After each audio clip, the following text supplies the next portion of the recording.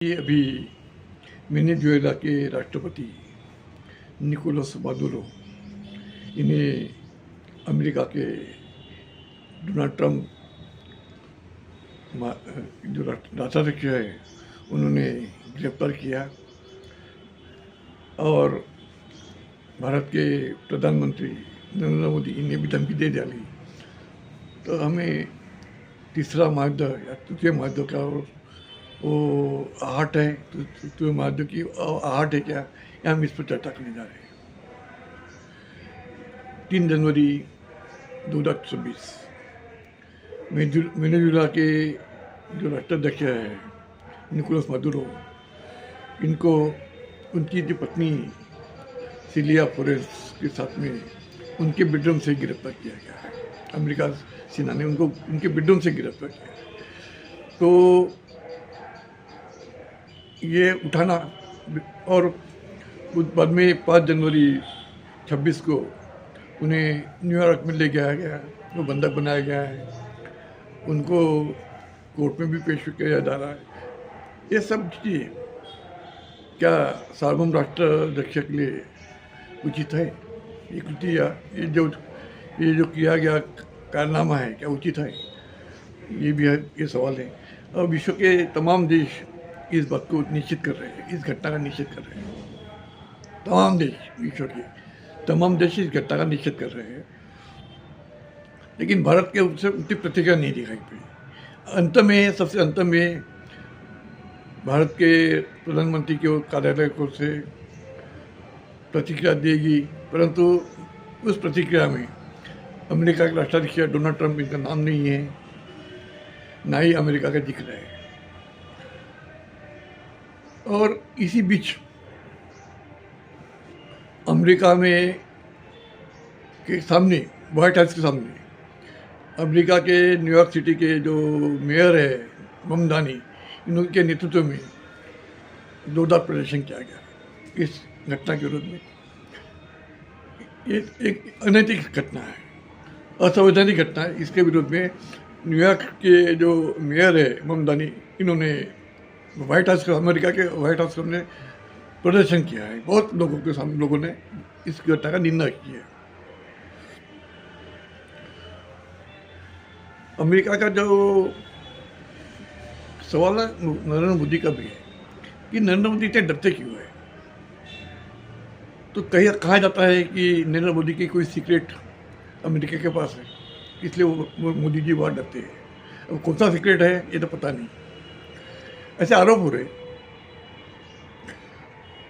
वही कंबोडिया के राष्ट्राध्यक्ष, छोटा सा देश है कंबोडिया, उसके राष्ट्राध्यक्ष नोरोजम्मा सिहाबुगी, इन्होंने अमेरिका के सामने डरने की या अपने सार्वभौम देश और सार्वभौम विचारों को उन्होंने या सम्मान से कोई समझौता नहीं किया। उन्होंने अमेरिका को, जो राष्ट्राध्यक्ष को, एक अपना ललकारा भी है कि हम नहीं तुमको डरेंगे। तुम्हारे जैसा ये जो वेनेजुएला के राष्ट्रपति है वो भी डरे नहीं थे, इसलिए उन्हें गुलाम बना गया, उनको अरेस्ट किया गया। अभी इनको भी कोलंबिया के राष्ट्राध्यक्ष ने भी उनको भी धमकी दी जा रही थी, उन्होंने भी धमकी दी। तो उन्होंने कहा क्या अपने सम्मान से उन्होंने सौदा नहीं किया। इसी बीच भाजपा के नेता डॉक्टर सुब्रमण्यम स्वामी, इन्होंने नरेंद्र मोदी के विरोध में बिगुल छेड़ डाला और कहा, एक बयान दिया कि राष्ट्रीय संघ RSS और बीजेपी इनकी जनरल बॉडी मीटिंग होना चाहिए और नरेंद्र मोदी को हटाने की भी बात की गई। सवाल, नरेंद्र मोदी धमकी कैसे दे रहा है? नरेंद्र मोदी को डोनाल्ड ट्रंप धमकी कैसे दे रहा है? नरेंद्र मोदी एक सार्वभौम देश के प्रधानमंत्री है, भारत कोई गुलाम देश नहीं है। ये कैसा क्या धमकी दे रहा है डोनाल्ड ट्रंप?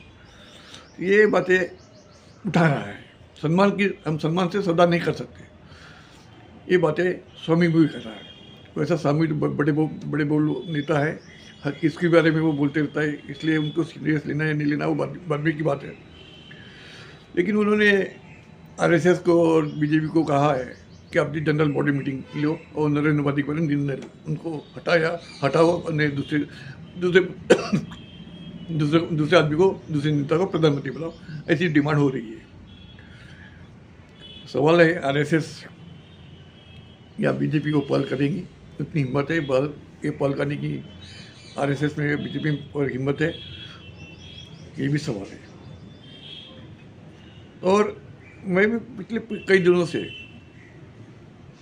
जब 2-3 तारीख से मैं जब ये घटना देखी सुनी तो मैं बड़ा परेशान हुआ था। और भारत के जो जिस तरह से विदेश नीति दिखाई पड़ रही है, तो वो 2-3 दिन से पढ़ाई कर रहा, भारत की विदेश नीति के बारे में पढ़ाई कर रहा हूँ।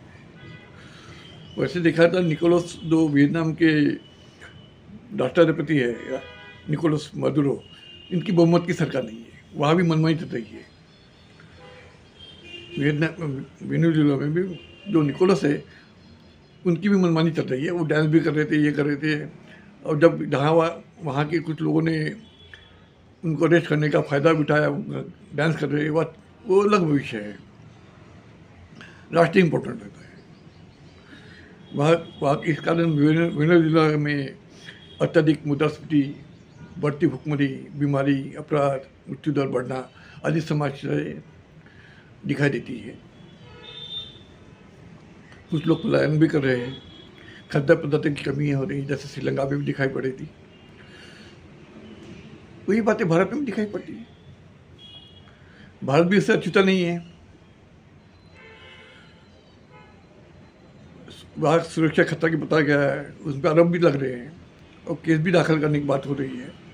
वेनेजुएला के राष्ट्रपति और उसकी पत्नी के ऊपर सुरक्षा का खतरा, ड्रग्स तस्करी करना, अमेरिका के खिलाफ साजिश, प्रवासी संकट, ऐसे कई आरोप के अंदर में उनके ऊपर कार्रवाई की बात, केस डालने की बात हो रही है।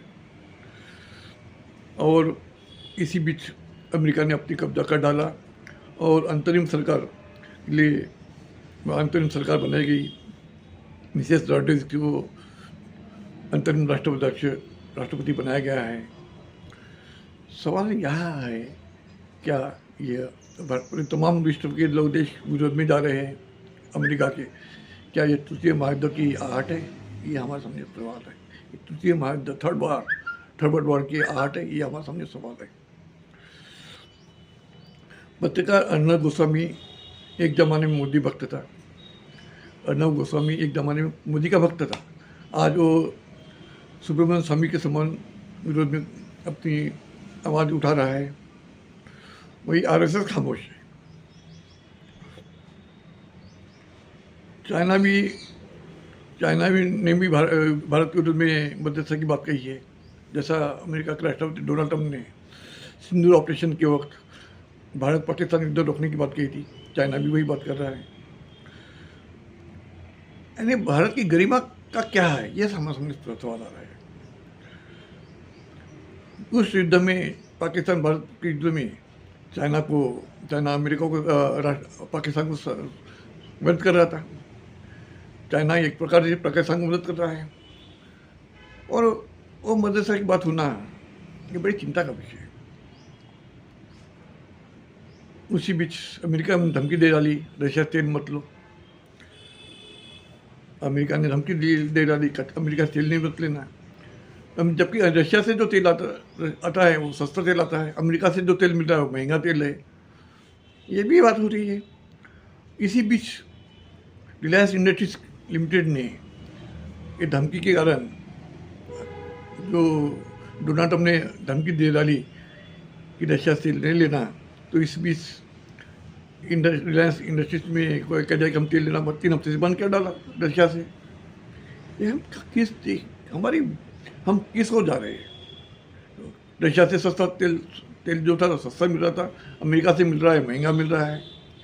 ये धमकी नीति क्या है? ये गुंडागर्दी नीति क्या है?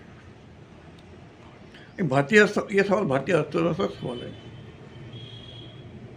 वही चाइना में भी भारतीय हमारी जो सीमाएं है, सीमाओं के अंदर प्रवेश कर डाला चाइना ने।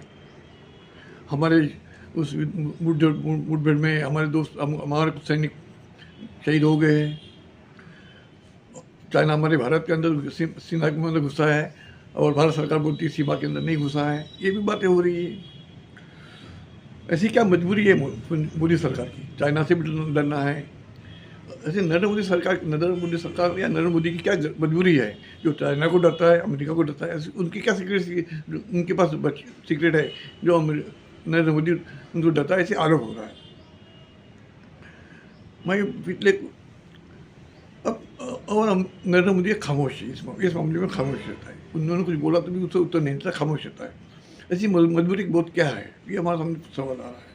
मैं पिछले 2-3 दिन से घटनाक्रम से मैं उन भारत की विदेश नीति के ऊपर पढ़ाई कर रहा था, अध्ययन कर रहा था कि भाई ये हमारे विदेश नीति क्या हो रही है। क्योंकि नरेंद्र मोदी के कारण भारत की साख जो प्रतिष्ठा थी वो बहुत नीचे आ गई है। अब क्या कहें उसके बारे में? हमें इंदिरा गांधी की याद आती है। जब इंदिरा गांधी प्रधानमंत्री थी, वो अमेरिका गई थी, तो वहाँ के राष्ट्राध्यक्ष ने अमेरिका को हमारे प्रधानमंत्री के सम्मान जो नहीं हुआ था, तो इंदिरा गांधी बगैर निक्सन से मिले हुए भारत आई थी, लौट आई थी। ये एक अपना संदेश दे गई थी, अपनी अपनी मजबूती दे गई थी इंदिरा गांधी। नरेंद्र मोदी वो चीज क्यों करने पा रहे हैं? ये भी सारा उसने अपने इंदिरा गांधी काल में भारत बैंकों का राष्ट्रीयकरण हो चुका था, बैंकों को मजबूर करना, इंडस्ट्री को बल मिला था। नेहरू कुछ नीतियाँ विरोधक रही है भारत ने, उतनी कुछ बातों नेहरू, पंडित जवाहरलाल नेहरू की कुछ नीतियों के बारे में भी फेवर नहीं करता हूँ, चाहे वो तिब्बत का नीति हो। लेकिन नेहरू के ज़माने में भारत का जो उद्योग, जो भारत आज़ाद होने के बाद भारत की जो अर्थव्यवस्था थी उसको मजबूत करने का काम नेहरू ने किया। इसको आपको एडमिट करना पड़ेगा। वही बातें आगे इंदिरा गांधी ने किया। भारत को अर्थव्यवस्था में मजबूती लाई। और नेहरू से ज़माने में जो जो कॉर्पोरेशन खड़ा किया गया, उद्योग खड़ा किया गया था, जो विभिन्न कॉर्पोरेशन बनाए गए थे, वो भारत की एक बहुत बड़ी देन थी। भारत विकसित भारत बनने की एक पहल थी।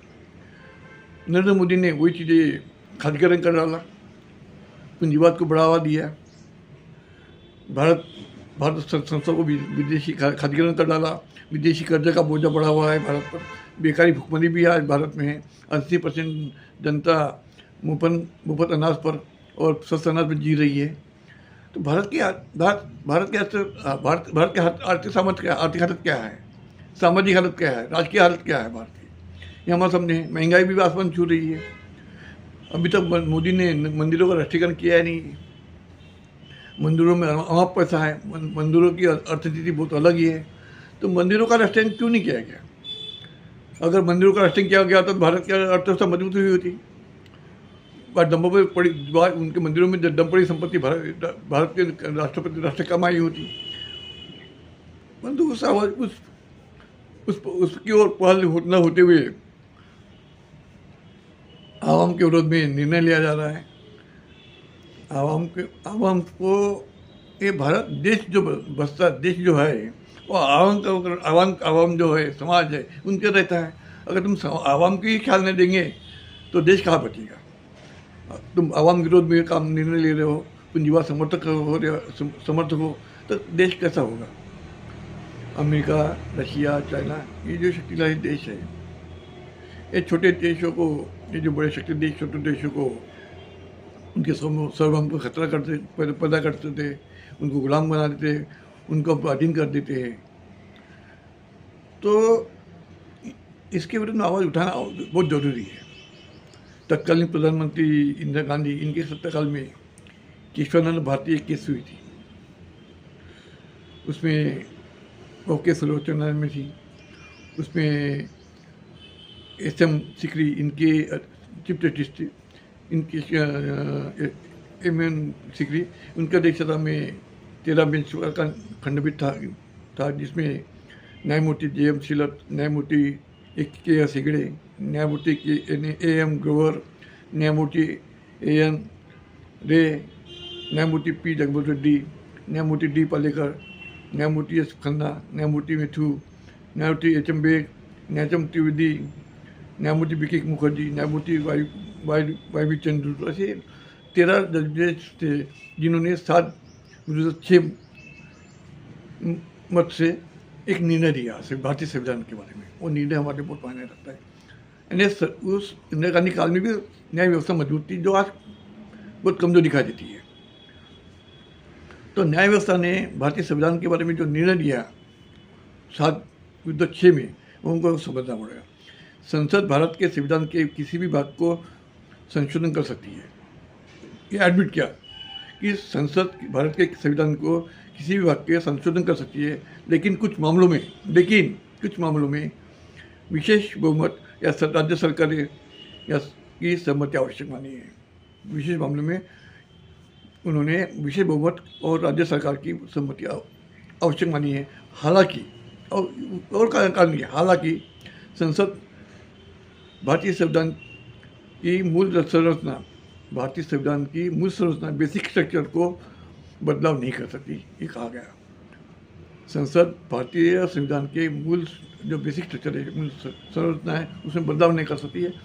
13 न्यायाधीशों का जजमेंट है ये, इसलिए भारतीय संविधान जिंदा है। यही कारण है कि भारतीय संविधान ही जिंदा है। फिर भी ये भारत में मोदी सरकार के इसमें अघोषित अपल कर दिए। हम इंदिरा गांधी के इमरजेंसी की हम चर्चा करते हैं, लेकिन अघोषित आज मोदी सरकार के अघोषित अपल कर की हम चर्चा नहीं करते। सरकारीकरण का खाद्यकरण हो गया है, पूंजीवाद बढ़ा है, पूंजीवादी व्यवस्था बढ़ी है, वही विरोधी दल कमज़ोर है, अपना दायित्व तो निभाते रहे। जो भारत के विरोधी दल है वो कमज़ोर भी है और अपना दायित्व भी नहीं निभाते, जो हमारे चिंता का विषय है। भारतीय निर्वाचन आयोग, इलेक्शन कमीशन, वो कठपुतली बनी हुई है भारत सरकार की, कैसा होगा? वो स्वयं वो तो ऑटोनॉमस बॉडी है, उनका पूरा अधिकार है, लेकिन वो सत्ता के गुलाम है, कुत्ता बनी है। भारत का प्रजातंत्र, भारत में जो प्रजातंत्र है, डेमोक्रेसी का समझ से परे है। भारत देशभक्ति का मंत्रालय या संचालय खुला नहीं है। भारत देशभक्ति मंत्रालय या संचालय या भारत राष्ट्रवाद मंत्रालय खुला नहीं है, अब बनता ही नहीं। यहाँ संचालन है, डायरेक्टोरेट है, बीते 75 साल में वो बनाया नहीं है। धर्मांधवाद परोसा जा रहा है। सर्वोच्च न्यायालय भी अपने दायित्व पूरा करते हुए दिखाई नहीं देती है। सर्वोच्च न्यायालय का बहुत बड़ा दायित्व है, वो अपना दायित्व पूरा करते हुए दिखाई नहीं देती। भारतीय संविधान की रक्षा करना जवाबदारी उनकी है सर्वोच्च न्यायालय की, क्योंकि वो सर्वोच्च न्यायालय ये कस्टोडियन है भारतीय संविधान का कस्टोडियन सर्वोच्च न्यायालय है, तो वाइट डॉग है। ये क्या चल रहा है? और ऐसे रहा तो हमारे देश का क्या होगा? ये हमारा देश बचेगा या रहेगा, ये हमारे सामने सवाल है। इसमें हमको दिखाई पड़ता कि इस भारत में, भारतीय राजनीति में सब लोग नंगे हैं, हम में सब नंगे हैं, तो हम क्या करें? हमें भी अपनी प्रति जागरूक होना होगा। इसी शब्द के साथ अपनी विराम देता हूँ। न बुधाय। जय भीम, जय भीम, जय भीम।